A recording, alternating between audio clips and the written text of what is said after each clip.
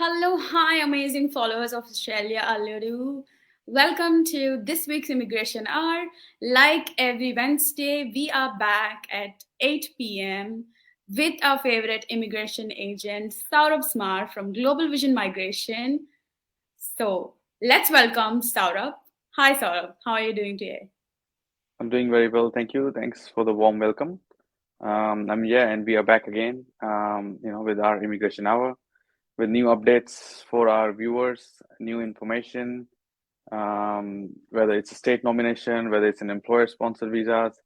We are back again to provide new updates to to our viewers. And just to let everyone know that, this is a 45-minute session and we will be talking about recent Western Australia state updates, most importantly, how Western Australia has started inviting people as well as of they invited last, a couple of weeks ago. And they have actually expanded their list. There is some good news in that. There is some bad news for some people as well. So we're going to discuss those Western Australian details as well. And for our other information, we will also talk about visitor visas as well, plus and student visas as well as there are some lot of people who currently wanting to include their partners on their 485 visas, etc. So we'll talk Right. about those dependent visas as well today. So it's going to be a bit of comprehensive information about various different subclasses. So, and if you do have any questions or doubts, feel free to post that information as well. And we will try our best to answer those questions for you as well. So Saurabh, all of most of our followers are actually excited to know more updates about immigration in general after the Hmm. recent elections, and now that we have a new Prime Minister, Anthony Albanese, and we're all excited to know what is on the cards for us, for us immigrants in general. Oh, Do you think is it gonna be good for us?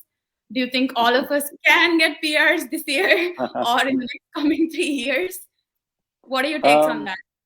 okay, cool. So, as you all know, previously, how there was a Liberal and coalition government before, and Yes. they already released their budget for the next financial year. That these are the migration number of places available for 189 visa, around 16,000, and all those ones. So we haven't actually got any new updates the from ALP yet, from the Australian Labor Party, whether they are actually going to make any changes to that budget, whether they're going to increase those numbers or not. However, what we have seen is, some of the Labor MPs and senators are actually quite, they are quite, what's I called, proactive when it comes to immigration. And Right. especially one of the member of parliament actually advised that, that they are actually aiming towards fair processing times. That means that there has been the processing time has actually increased for so many visas. For Yeah. 491 visas, it was actually advised in 2019 that those visas will be processed within 3 months' time. However, those visas are currently taking up to 2 years or more for Yeah. some applicants. So that is what they are actually said. It's like they want to expedite processing. They want that the department to go back to where they were before, where they were actually managed to process applications quicker, rather than taking forever to just process a single application, etc. And obviously, when it comes to skilled migrants, that is going to be a very important factor as well in terms of economy recovery for Australia. And Yeah. as you know, they have also the prime minister, in his speeches previously said that when he gets re-elected, he will make sure that there is a registered nurse in every aged care. That means Right. that, and then if there are not enough registered nurses currently who are local, obviously then they would get the skilled registered nurses from overseas, or even registered nurses from the one who have already studied in Australia, or who are skilled migrants looking to migrate permanently or temporarily. So looking at this next financial year, it seems like it's going to be a good year for a lot of migrants people as well. um, and then so far we don't even know who the Minister of Home Affairs or Immigration Minister is, because they haven't sworn in yet. And Yeah. then so as soon as we do get to know about that as well, then we would have more information. Then because we get to know exactly what are the those how their attitude is towards the migrants, how was their past behavior towards the migrants as well. So that there's a lot of information that's actually we are actually hoping to get from different um, government departments as well. And as you So, all know, yeah, sorry. so do you think we will get some extra updates by next week? Do you think we would know who the minister would be by next week so that, we can make a fair assessment of how it's going to be for immigrants? I am hoping that yes, because they would have to, because the Prime Minister has to actually leave Australia to go to the, the other country to talk to, the Japanese Prime Minister, Indian Prime Minister, and US Prime Minister, the President. So, Yeah, he was quite busy with that. So I think when he's back, obviously by that time, in the whole cabinet will be ready. All the ministers would know what their portfolio is, which portfolio they are actually taking care of, and then right. once they're sworn in, then we will know, which who will be the immigration minister and who will be the minister of home affairs. So that's the advantage, and then that's the kind of information we would have it ready in the coming weeks as well. Another important news that I would like to get everyone to know is that so I will be running a seminar on 10th of June between 3 p.m. and 5 p.m. So it's going to be Yeah, free of cost to everyone. We will provide the links to the seminar soon so that you guys can actually register yourself and then bring your friends or family. And I'll be available there. So I will be talking about the state nomination. We'll talk about PR pathways. We'll be taking live questions as well. And then we will, I'll talk about all those information. Sometimes people not sure. There's a lot of people who came to Australia currently, who are studying right now. They could be eligible for some particular visa subclass, maybe employer sponsor, or maybe for 491 or 190, etc., without even them knowing, because they want to study and then finish their studies, apply for TR, and then go down and look for the PR options. But they could be eligible right now. And what I've seen is I've spoken to a lot of people. What I've seen is that 90% of them are actually already eligible right now based on their right. studies or experience that they did overseas. So I don't want them to, waste their time and opportunity here in Australia. If you are actually eligible, don't wait for some miracle to happen. You need to take action right now. So that's the kind of seminar that I'm going to run.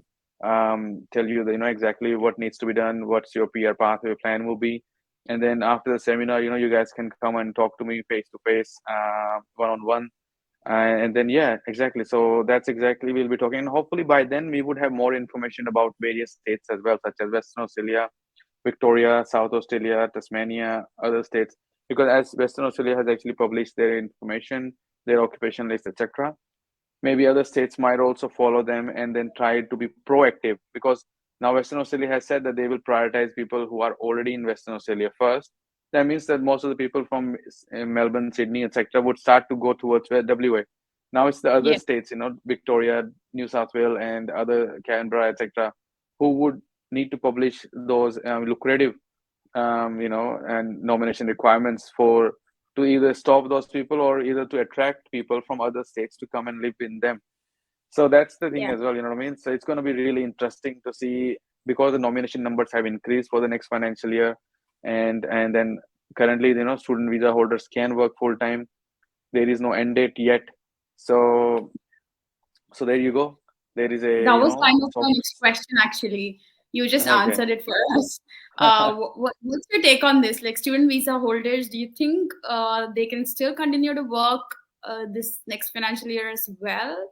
Or do you think there are going to be updates? Like, will it go back to how it was earlier, like 40 hours a fortnight? Or do you think this is going to continue? What's your take on that? What I think is that they're going to continue to let students work full time until further notice. So it could be July or could be later in September or something as well, because they do actually need, that because currently, even though the unemployment rate is low, there are still a lot of employers, struggling to find employees.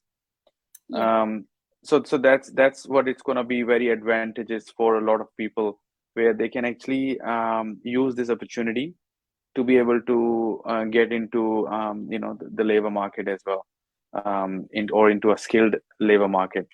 And then Right. it's actually working out well for the government, that people, the employers already have employees, they are working, and if employers employ people, they have to pay tax. The higher the wages, the higher the taxes, and the money goes back to the government. So it's actually Yeah. working out for them very well as well. So the employer is happy, the government is happy, and the person, the international students are happy as well, that they get the Yeah. opportunity to study and work. So Mhm. because, and maybe there is also another, say for example, an incentive that the department can, that's what the incentive people are using right now to come to Australia, Yeah. to say that, you come to Australia, you can work full time right now, until further notice. So that is maybe another, say for example, a plus point to choose Australia over other countries, Definitely. when it I'm comes to your basically chosen study. Australia for this. I myself, I have chosen Australia because I could work, right? So I think there are people out there who would prefer working as well while they're studying, so that they can just, you know, sponsor themselves to study, I guess, instead of depending Exactly. on their bank loan or on their parents. It's just much Hmm. clearer to them in terms of, in terms of settling down and paying for their own studies and stuff. It's more lucrative. This option of work and study at the same time is better, right? Exactly. So, Because few of my, yeah, exactly. So few of our clients, who were actually working previously, but they were yeah, actually short of some work experience of approximately around 6 months, because they needed that, 6 months of full-time work experience to be eligible to be get employer sponsorship. However, right, since the department has actually changed the requirement that now they can work full-time, they're actually going to be eligible to apply for their employer sponsorship sooner than later. That they would, if they were being on working 20 hours per week, they probably yeah, would have been eligible by the end of this year. However, with yeah. the department's, no restriction of work rights, those people are actually eligible to apply for their sponsorship sooner.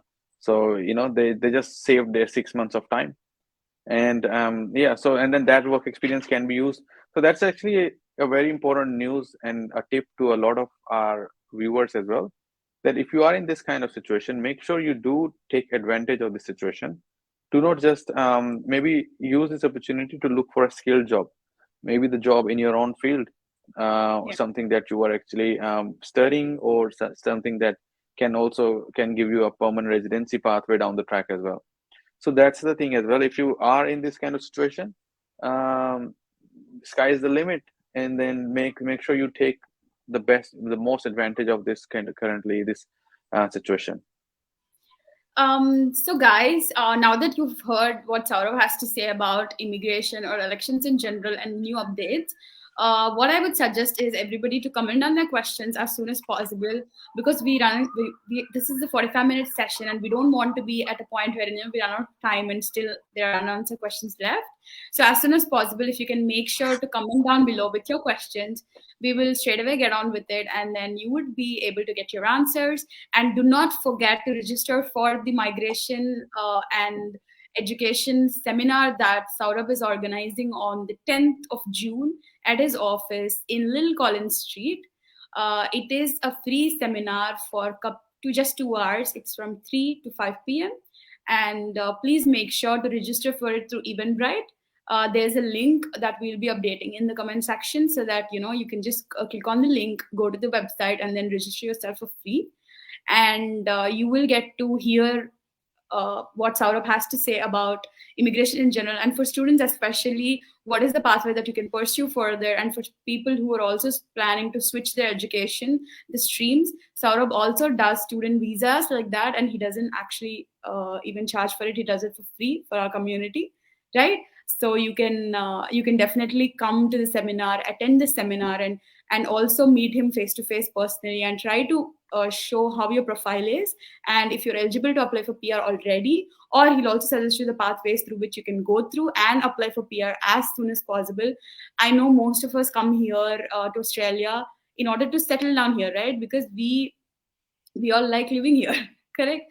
So let's just get on top of it, and first step towards that is by attending this seminar that's happening on 10th of June at Collins Street in Saurabh's office. That is Global Vision Migration. Yeah, for any other queries, you can always directly message gbm.com.au. You can book for a consultation directly, or you can also text them on their Facebook page or Instagram. They even have a TikTok channel, right?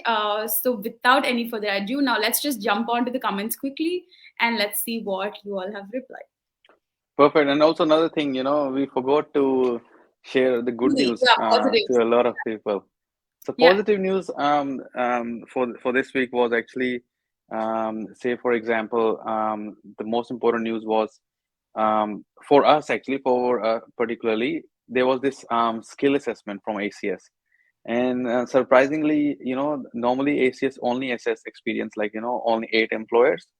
But this particular client had, more than 12 employers of that work experience that needs to be assessed. And as everyone know, ACS has actually changed their criteria. They are really strict now. Won't accept any cash evidence. If the documents are not in order, they will not assess it at all. They would just refuse it, send it back to you, and that's it. And it's just waste of your time and effort.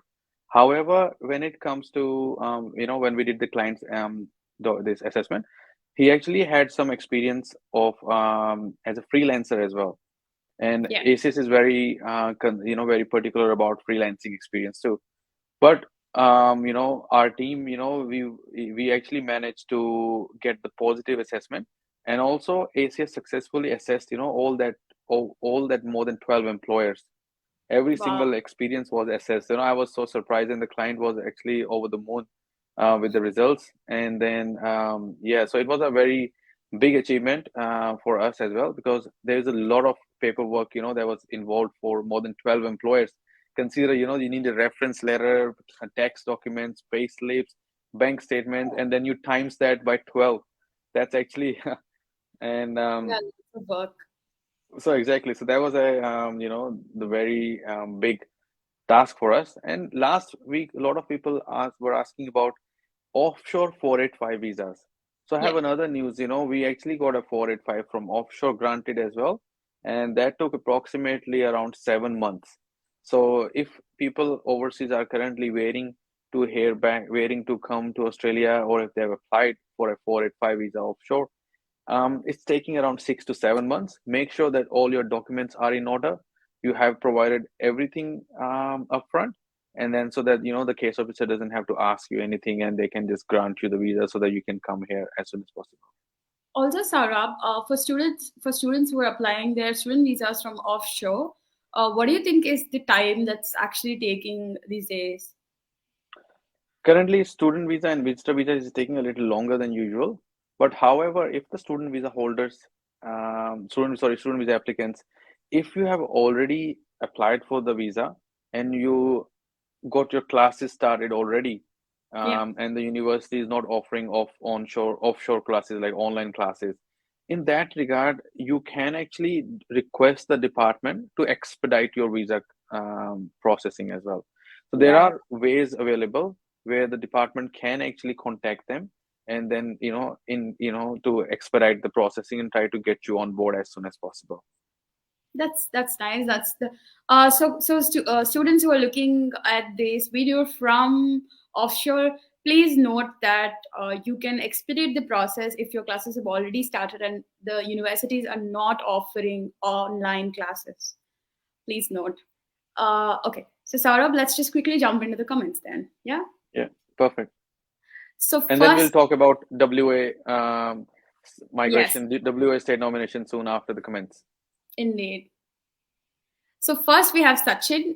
He's asking any chances for financial investment advisor for an offshore applicant. So it is a short-term occupation, Sachin, as you know, and this occupation is normally, what I've seen, is actually available in South Australia. And since South Australia is currently closed, and they're going to reopen in the next financial year, that's probably after 1st of July, and then only we will get to know exactly what are the requirements for that as well. But Sachin, what you can do is, if you do have enough experience for employer-sponsored visas, etc., I would suggest you to apply for the jobs, and then talk to the employers, see if they are willing to sponsor you, because this occupation can get a regional employer sponsored visa as well, and that will lead you to 191, which is a permanent residency. So 494 subclass that I'm talking about. 494 and 491 are kind of same, but just as the 491 is sponsored by either a state or a family member, but the 494 is actually sponsored by the employer. And the occupation can be in the short-term list or even in the regional occupation list. So there you go. You do have those options available there for you. So thank you so much for commenting today, Sachin. Hope that answered your question. Next, we have Ronnie. He's asking if there are any updates for employer sponsor visa 482. There has not been any updates so far for 482 visa. The last update was about the short-term occupation list people. So people who were actually employed under short-term skill occupation list, STSL people, the department actually introduced the pathway for them towards PR under a 186 TRT. So they normally previously, if anyone wants to apply for 186 temporary residence transition stream, they need to have an occupation in the medium-term list. However, for people who were actually already in Australia, were working with their employer from Feb 2020 until 14th of December 21, department actually introduced the pathway for them, for those people, that they can work for Australia, they can work for the same employer and then be eligible when they finish 3 out of 4 years on their short-term 482 visa. So yes, so far there has not been an update since the last update. But if there is any new updates regarding 482 visas, we would certainly be back with more news for you. Thank you so much for commenting today, Ronnie. Next, we have Vishnu. He says, I'm traveling on 27th and I haven't gotten my bridging B yet. I filed it on the 19th. Will I be getting it before he travels? That's his question. So Vishnu, it all depends upon why you had a bridging visa A and what visa have you applied. So there's a lot of underlying factors as well. You should be able to get it before that. However, it's always advisable to apply for bridging visa B for at least 4 weeks in advance of your travel, so that if there is any delay, etc., you should have your bridging visa B well in place for yourself. Yeah. So Vishnu, hope all the very best. Hope you get your bridging B soon before you travel. Thank you so much for commenting today. Next, we have Shrikant. So he's asking, hi Saurabh, I applied for TR in August 2021, but I have not yet completed my medicals. I have my medicals on 28th of June. Is it okay if I push it back again? So as you know, Shrikant, if the case officer has provided you, a deadline that yes, you need to provide us, you need to get the medicals done within 28 days or 90 days, I should suggest you look into those options too, rather than keep extending your period. So because if you don't have a valid reason to, push your medical dates, I won't recommend, just doing it to gain extra time. Yeah, so that would be my advice if you are into this kind of situation. Hope that helps your question, Shrikant. Thank you so much for commenting today. Next up, we have UV. He's asking, hi Saurabh, my friend is an architect and she wants to migrate to Australia. She has 7 years of experience and what are her chances for PR?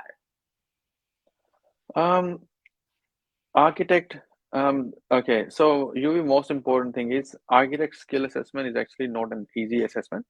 For her, we would need to see her transcript because Australia considers at least 5+ years of architectural degree.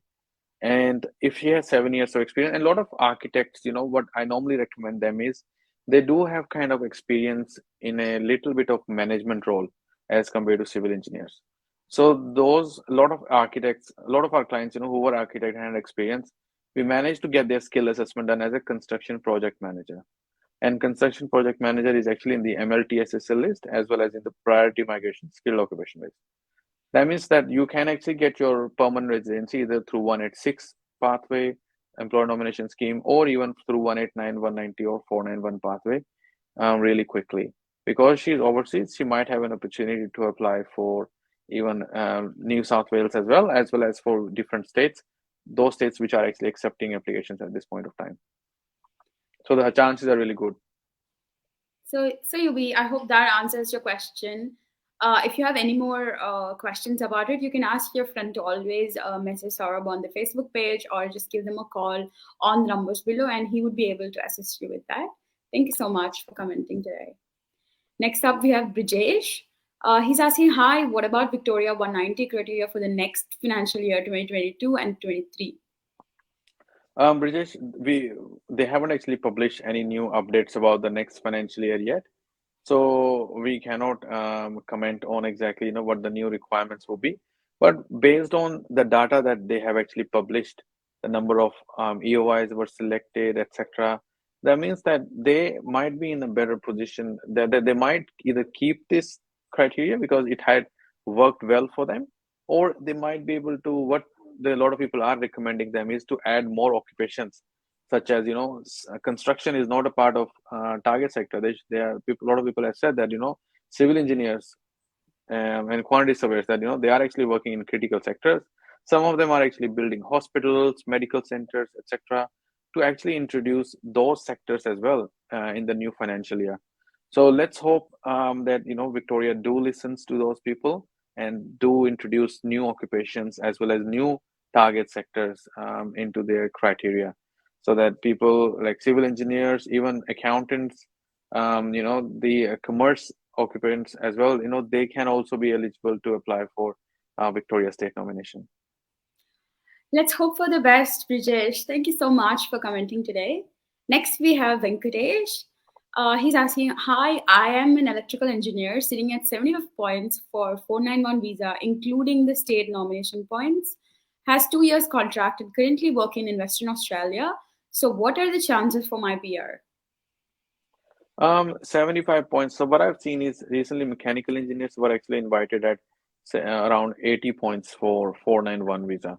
And if you are already living in Western Australia, but it also depends, whether you have actually studied, where have you studied from? So say, for example, if we look into electrical engineer, electrical engineer is actually part of WASMOL 2 occupation list. That means that Venkatesh doesn't need to have a study from Western Australia in order for him to be eligible. But I would suggest Venkatesh to actually increase your points. What I can see is that you are only claiming competent English points. So if you can try to boost your score by 10 extra points, you would be able to grab that 491 opportunity as soon as the state started to invite people. Hope that answers your question, Venkatesh. All the very best for your PR. Next, we have Thai. He says, hi Thai. Please post your question below and Saurabh will be more than happy to answer it. Thanks. Next, we have Shrikant.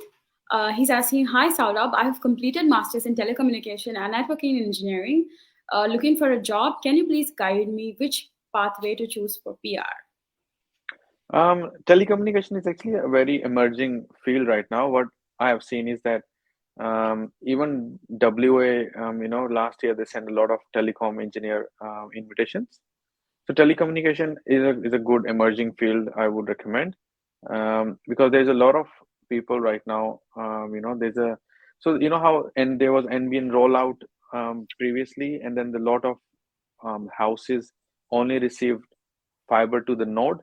So what now the government is doing is they are actually getting those houses to upgrade their NBN connection to fiber to the premises.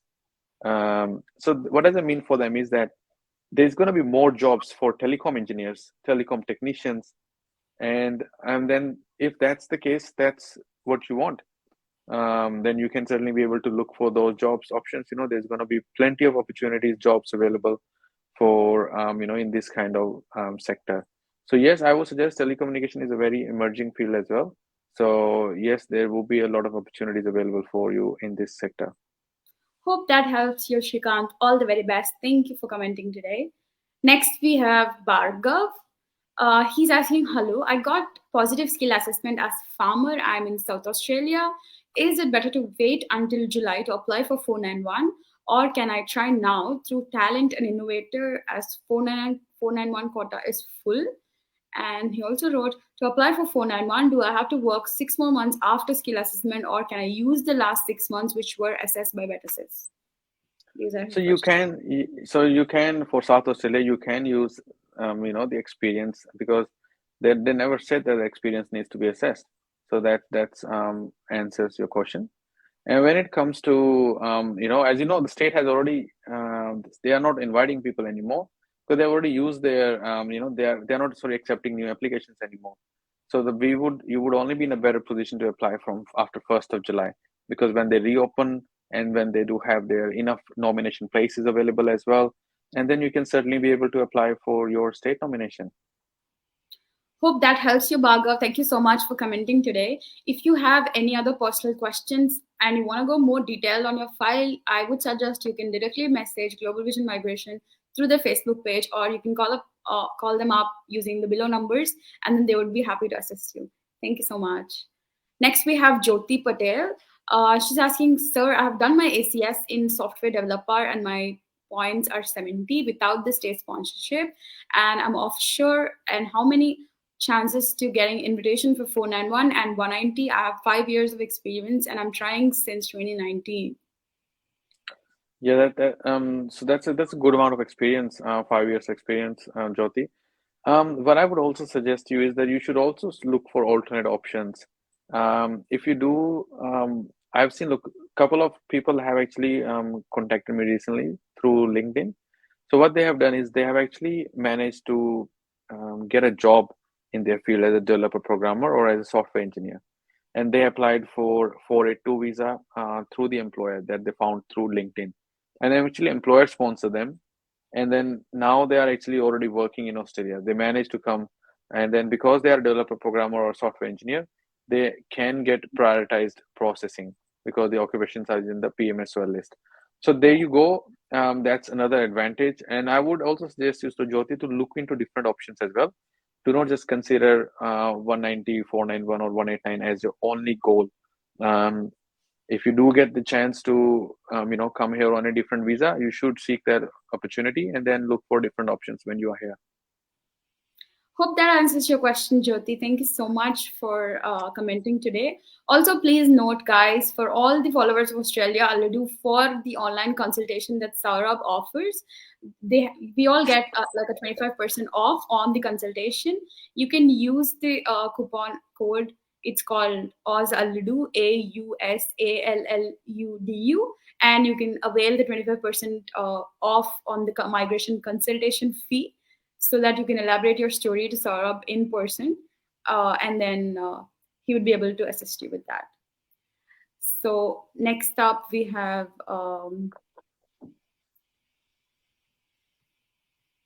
after Jyoti we have, I think, Naresh Pipala. Yes, Naresh. How long can we stay? How long can we stay out of Australia and still claim to be onshore? And he has a continuous question to that, which is, can we expect 189 to go back to monthly rounds and send out more invites based on quotas announced? So his first question was that. Okay. How long can we stay out of Australia and still claim to be onshore? So this question doesn't make sense, because if you are offshore, if you leave the country, you are considered offshore. The moment you clear that immigration point, where the case of where the department actually scans your passport, you are actually considered offshore, even though you haven't boarded your flight yet. So that's a handy tip to everyone. And so you are considered offshore for that particular time period. And then the next question is, say for example, 189 invitation. Previously the invitations were only 6,000. Now they added to 16,000. What I can see is that if they're going to do 4 invitation round in one financial year, it's going to be like 4,000 invitations for one round. And I don't think that's feasible to send out that many invitations in one quarter, because then you will need to understand, in another 60 days, people will be applying for those visas as well.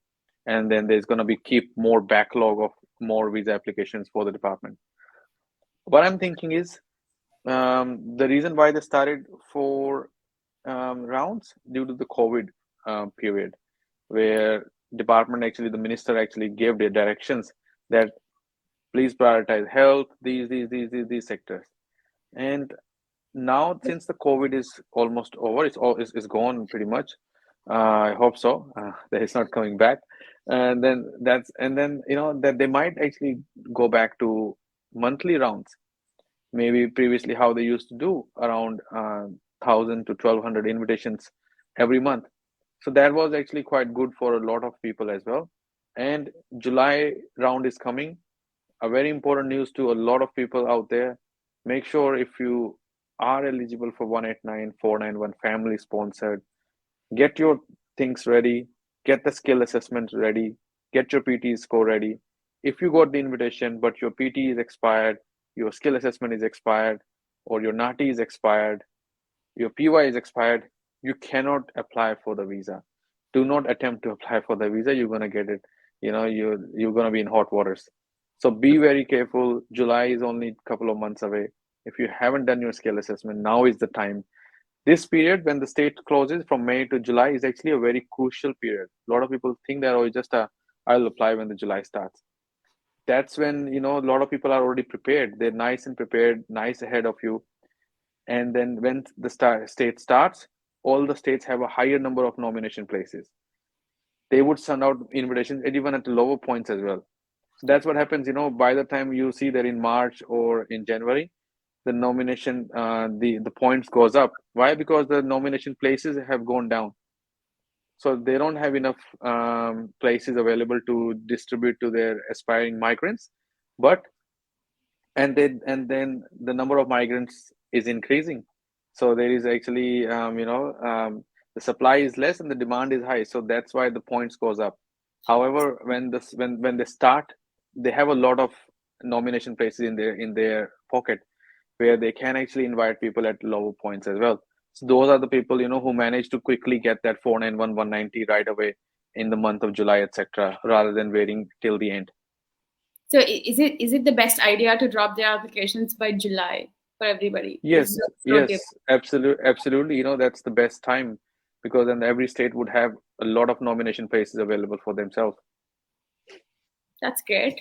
Thank you so much for that, Saurabh. Pro tip. Next, we have Mohammad. He's asking, are we getting 2 years of extension on 485 for the people overseas? And he is also asking, I have an extension till September, and for further extension, do I have to be onshore? Kaiser, there has not been any information released from the Department of Home Affairs yet about what the criteria will be. So what we are hoping for them is they would be releasing it next month, closer to the end of this financial year, so that a lot of people would be actually looking forward to be able to apply for their 485 extension, etc.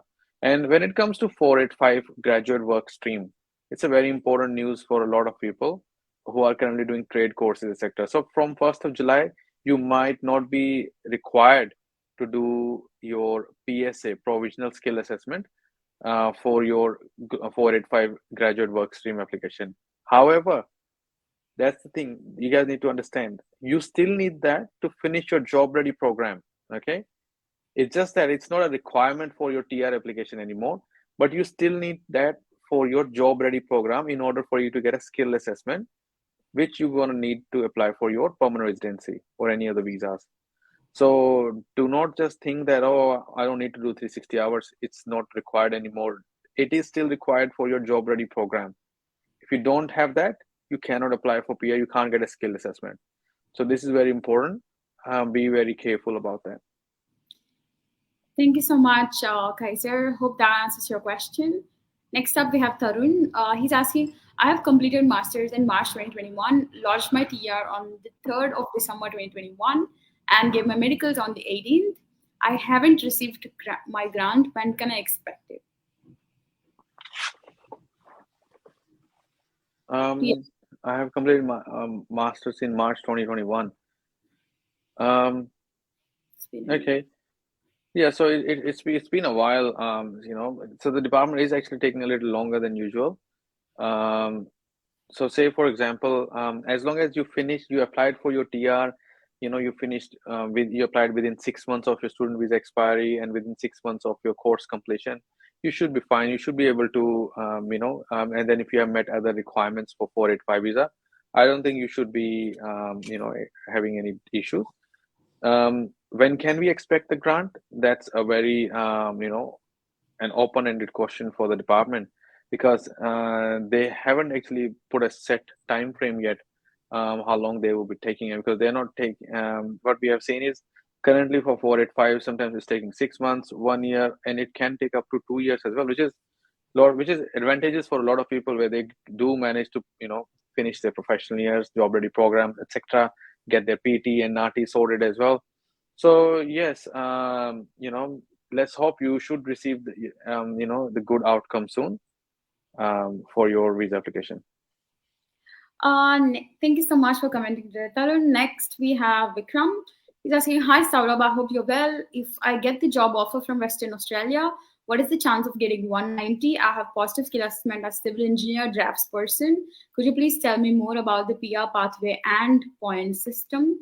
And he's also asking us that I have done diploma in architectural engineering in Nepal and have more than 5 years of working experience in Nepal as draft person. I was wondering if I can claim my overseas employment points as a draft person. My duties and responsibilities are similar to civil engineering drafts person. I've completed civil drafts person in Australia. Am I eligible to claim the points? Okay. So most importantly, when people wants to claim points in the similar situation as Bikram, what we normally check is we check your overseas qualifications assessment level, whether the qualification is actually similar to Australian qualification framework and the qualification required for civil draft person as well. And if that's the case, then in some circumstances, it is safe to claim those points as well. And however, civil engineering draft person, Vikram, if since you are actually in WA, if you are in WA, is that what he said that he's currently in WA Yeah. or he's okay? Okay, cool. No, he said like He said he has a job offer from WA. Okay. He said like if he get the job offer, okay. So Vikram, Western Australia is not that's not how it works, Western Australia is like you need to be eligible to once you get pre-invite based on your EOI points, etc. They would invite you and then you will be able to apply for the state nomination. So I'm going to discuss WA soon, so stay tuned. I'm going to quickly talk about Western Australia as well. A lot of people wanted to know about that update. I think on the topic, we are anyways almost at the end of the session. I think you should just go ahead and talk about. So let's talk about Western Australia then. What I've seen is Western Australia has actually 3 different options to apply. What we have seen is that they have option of so they have a big occupation list where they have a pathway for graduate stream where people who have actually studied in Western Australia, graduate occupation list, and then they have WASMOL Schedule 1 and they have WASMOL Schedule 2. So it's like a Western Australia skilled migration occupation list, etc. Right. So WASMOL Schedule 1 list, if your occupation falls under that means that you actually you can most importantly you need to have enough points to be able to invite it by WA. Plus, you need to claim 5 points of your work experience. Either you need to show that you have 3 years of full overseas experience or 1 year of Australian work experience as a minimum for WASMOL Schedule 1. For WASMOL Schedule 2 occupation list, you can be anywhere else in Australia as well for WASMOL 1 as well. For WASMOL 2, you certainly would need to have at least 1 year of, so you don't need you don't need work experience points. So you don't need to claim points for WASMOL Schedule 2. So that's the biggest advantage between both of them. However, previously there were a lot of occupations which were actually eligible for WASMOL 2. And then they have actually removed those occupations, such as business analyst, system analyst, software engineer, this kind of occupations. So only very limited occupations available currently for WASMOL 2 list. Telecom engineer is not available right now as well. So what I've suggested, and then what WA has clearly said that they are actually going to prioritize people who are already in WA, and then they will look for other states, and then they go overseas. So what does it mean for a lot of people is that if your occupation is in that list, WASMOL 2 or WASMOL 1, if you have enough experience, etc., the best option would be is for you to relocate to WA because then your application will be prioritized. However, there is no guarantee that they are actually going to prioritize your occupation, but there could be opportunities for them to prioritize your occupation as well. So this is a very important update for a lot of people in regards to WA state nomination. I hope this answers a lot of questions in regards to WA state nomination as well. So let's do one last question for today, Saurabh. It is from Sai Krishna. He's asking, what are the documents required for work experience to be calculated? I mean, counted towards 482 experience back in India. I just have an offer letter, Form 16, and pay slips. Is there anything else that's needed? So there's a lot of information and documentation that goes through, when it comes to 482 work experience, etc. As you know, that you would need to provide at least 2 years of work experience in related field as well. Most importantly, the document list is exhaustive, and it's quite comprehensive. It could be anything from your employment contract, reference letter, statement of services, etc. Um, I would suggest you to provide, as much information as possible to claim those experience. And once you do, manage to get that experience, etc., sorted, obviously, if the department is not satisfied with that, they might ask you for more information. If they have any doubts, etc., they can do verification checks as well. So I hope this answers your question, Sai. Thank you so much for commenting today, Sai. So, guys, I know we have so many comments that we're not able to answer in today's session. But rest assured that Saurabh's team will be commenting down with the details below so that you can directly message Global Vision Migration for more updates. And also keep waiting for next week's session when we'll get to talk about different individual visas separately about their updates and state updates as well, and anything in general. And be quick in order to put the comments so that we'll be able to cover up all, touch base all the people who've commented below. So sorry that we're running out of time today. You've been a great audience, and Saurabh, thank you so much for such crucial information that you pass on to us week on week. We really appreciate it. Thank you so much. Thank you, everyone, for joining us today. Have a good night. Have a good night. See you next week. Bye bye, guys.